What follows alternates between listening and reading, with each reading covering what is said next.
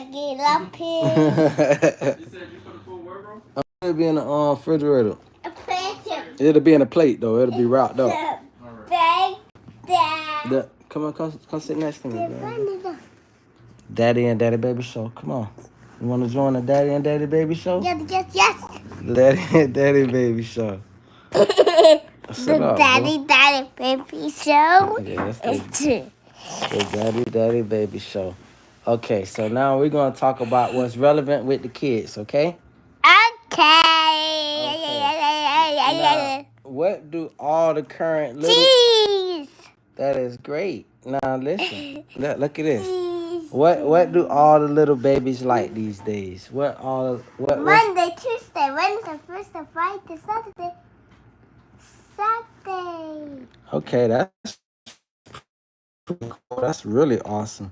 But my question is, what do the kids enjoy cartoon? Pencil pen. Yeah? Yeah. And what does a teacher allow the kids to watch cartoon? Never. That is amazing. And what is the kids' favorite activity in school? Everything.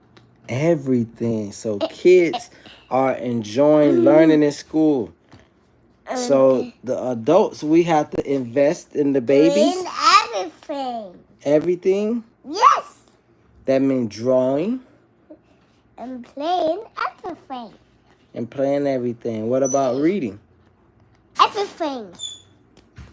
So drawing, reading, listening to stories, And sharing stories. Don't forget everything. And don't forget everything. Kids, that seems to be the theme. Kids are enjoying school because school has everything. So it is imperative. I'm going to use that to segue into some current world affairs. I ain't been like making videos like I was. What's good, Scott Dean? What's good? Love. If that's the Scott I used to work with, Scott, I need that copy of that certificate, man. Love. But yeah, so I'm just jumping in some current affairs. I haven't did as many videos. What are you doing, Daddy? I'm making a quick video regarding. Yeah, that's pretty cool. Hey, Ashley Shay. So I'm just I'm starting a new show. It's gonna Hey, I like your skin color. Thank you. This new show is gonna be called the Daddy and Daddy Baby Show. That's my co-host right there. Say hello, co-host. Cheese. Yeah. So you know what I'm saying. Basically, I wanted to talk about current affairs in a kid perspective, a toddler perspective on what I'm talking about. So I wanted to lean into education, Department of Education. That's been a big thing in the news lately. Where we going with it? Should the state run the funds, or should the national federal Department of Education be responsible for allocating funds? I don't know where we're gonna lean with it as a total, but I just do know that a child's education, if they motivated, is very vital to sustaining our country and to making a better world for us. We all got to get old, right? And we all want this world to get better, and it only gets better through educating these little minds. My little baby, you know what I'm saying? It's a lot of the repetitive nature things that I have to do as far as academia. We've been practicing. We was practicing writing her letters. Let me tell you another thing what she's exhibiting right now, what I believe. So they saying this new thing with kids when they scroll through the phone a lot, because my baby the phone been teaching her sometimes you're on autopilot and you let them scroll through the phone, you feel me? But the problem is I heard that it kind of makes the brain so stimulated. It's like an overstimulation that when you're trying to focus on one subject at a time. Daddy baby, why you doing that, baby? Why you doing that? And so and it says, don't be mean to him. Now, that's my little girl. That's a baby girl. Say, Kiggy. Nice painting in the back. Oh, it's a beautiful painting. I got a shirt similar with the lady smoking a cigarette. I got a shirt so hard. I don't want to pull it out, but it's I'm big into art. This actually art by my brother. He actually drew that. I painted that. Say Asia Bucherri High. Why did you read? I don't even know. Somebody trying to spell, but they spell satink, satink. I guess they having spelling problems. ERM, Sundar. Hi, bro. I pray to God to change as soon as possible in your country about education. You know the thing is, bro, man, it's gonna be what country does take education serious. Like in a sense of, I'm gonna pose a unique question. At some point, there's always been a ruling class. That means that's the class that ain't got to work that hard. They got it made. Some point, people got to understand that they're going to try to eliminate education in every country. It's going to be, if you already got your stuff together, your affairs together, your money together, you're going to want a party that's going to be subservient to your child. You get what I'm saying? So, for instance, right? I'm going to tell you what I'm doing. I'm talking to the public. Let me show you. So my job, I feel, as a father, as a parent, as a single dad, because it's just me, no baby mama in the picture, right? So my job is to make sure this young girl right here has the best advantage that she has in And life. You know what I'm saying? I used to think that if I can make a lot of money and put my baby in a financial situation, then that'll be the greatest thing for her. But the reality, I need to do more than just the finance because she could blow the finance without the education. Stars and celebrities do it all the time. They have the finance. Parents made all that money all their life, and then the kids blow it in a heartbeat. What took you 30 years to build up, a kid blowing 5 years. So my biggest thing is always just trying to build a system around her. And so let me give you an example of what the ruling class has done. The ruling class has set up a system that they say, okay, we're only letting a few new members into. Yes, baby. We're only letting a few new members into this club. And that club starts with intelligence. Yes, baby. I said Buddy. That's awesome.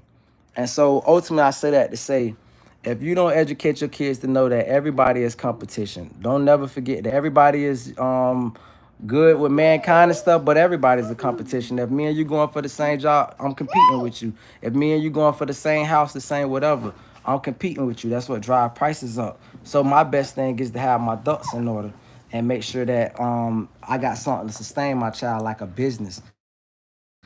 Family business that, you know, a lot of these people, let's look at the Waltons, for example, who own Walmart.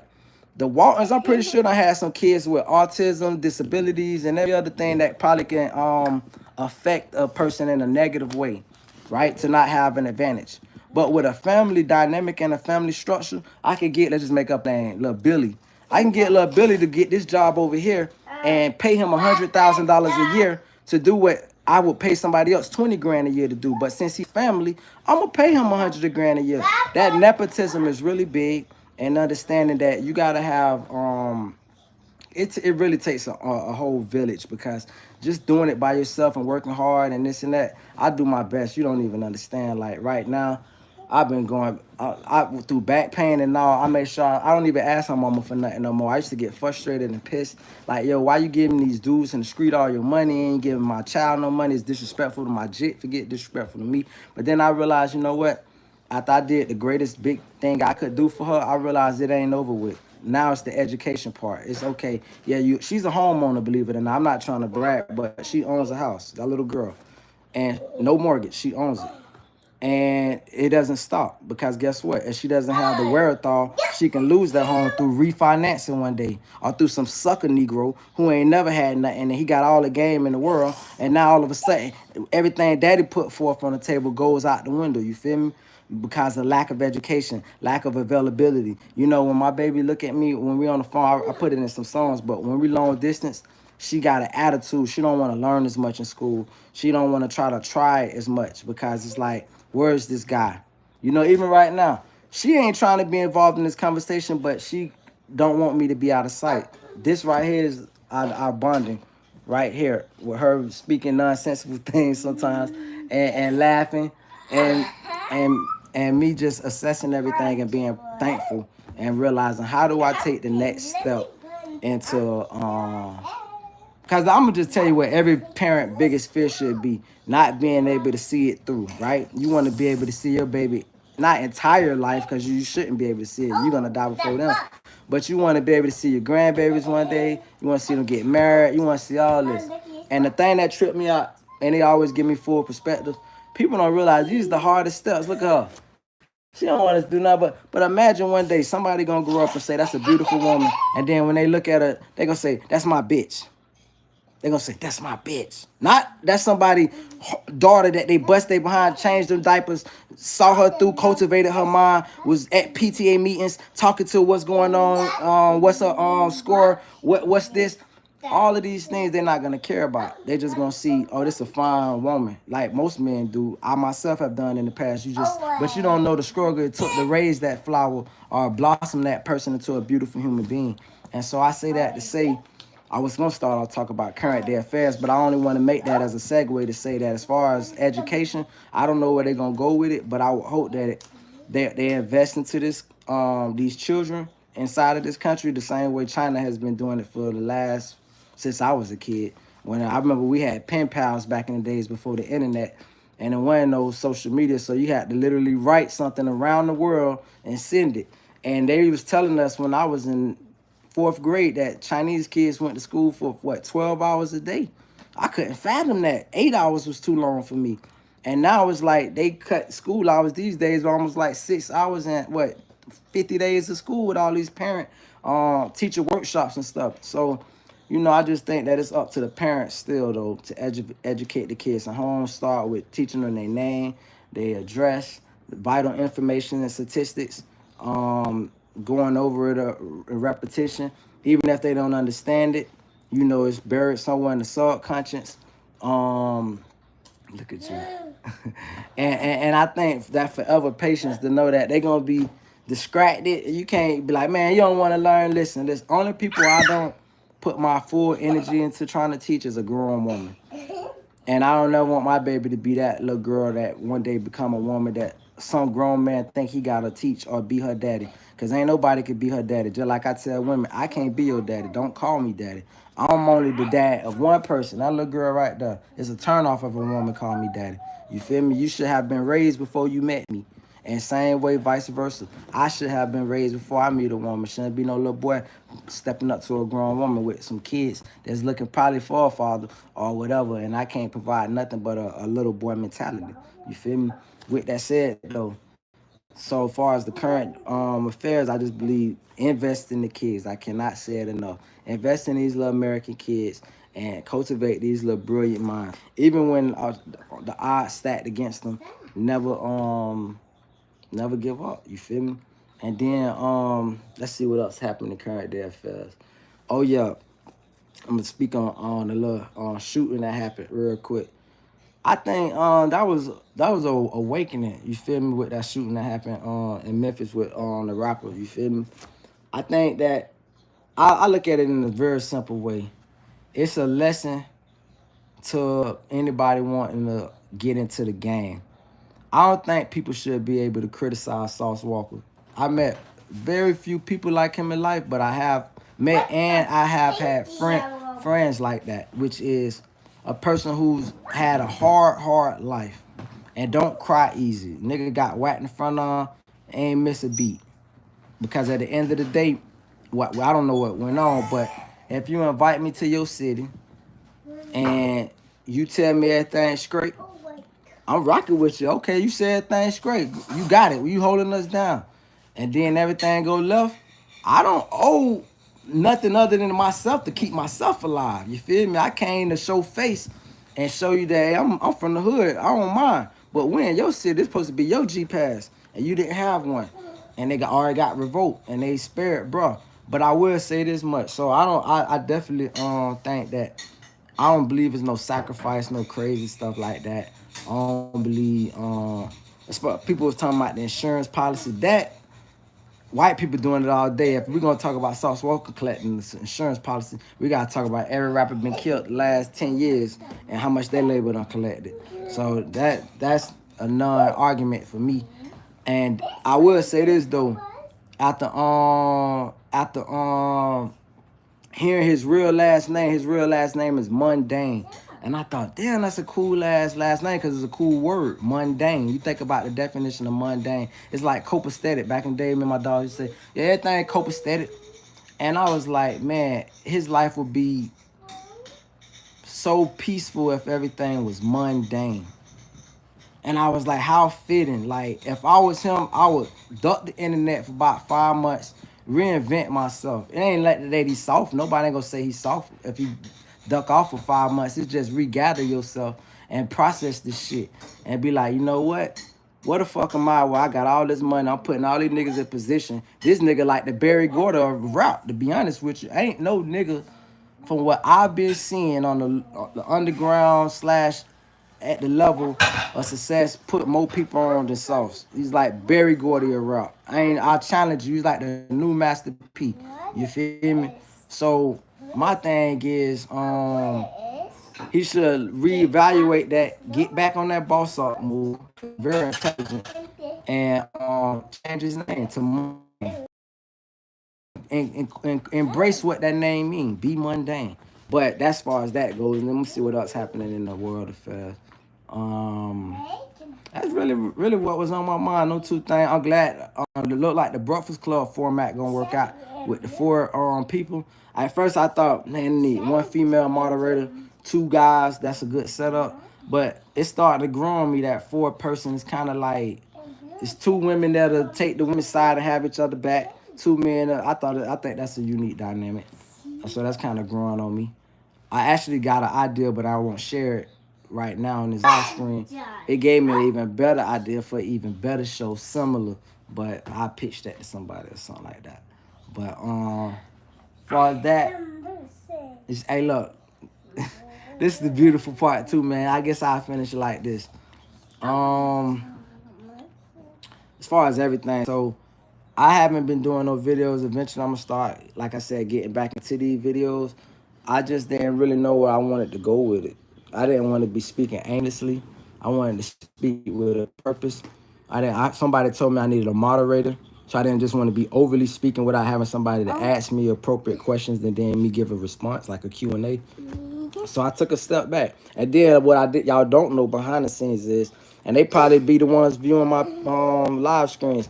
I've been in this legal case, civil legal case for a while now. And I've been pro se. That means I've been my own lawyer. So I've been doing a lot of case study, case laws like you wouldn't believe, reading a lot of opinions and verdicts. And this, the legal jargon alone is enough to make your head spin. And I've been in college, took some great courses in college and did great, had a 3.7 in college. But that has nothing to do with the law. The law is literally what they say, a practice. If you do not practice, you will not be a fluent in it. You have to do it every day. So that's just been time consuming with me and what's been occupying my time. And other than being daddy. You love your daddy? Yes. I love you too, baby. I must be poo. It must be poo. I need to find out where you get that from. It must be poo. So, and yeah, that's that. And I'll say this much too. I guess I'll wrap it up at the 20-minute part. I'm proud of myself because like that long gap of being off of this live and all that has given me the opportunity to come back with a better mindset. So when I see people saying crazy things in the comments as I'm in a live feed, I learned to ignore it. Like it used to get me. I used to be like, man, what?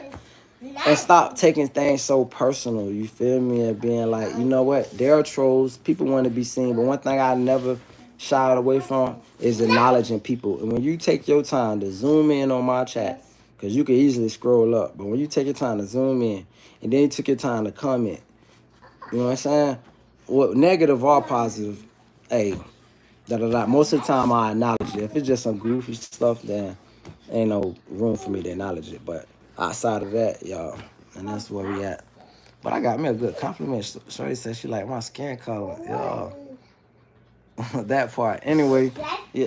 So let me get right to watching these cartoons.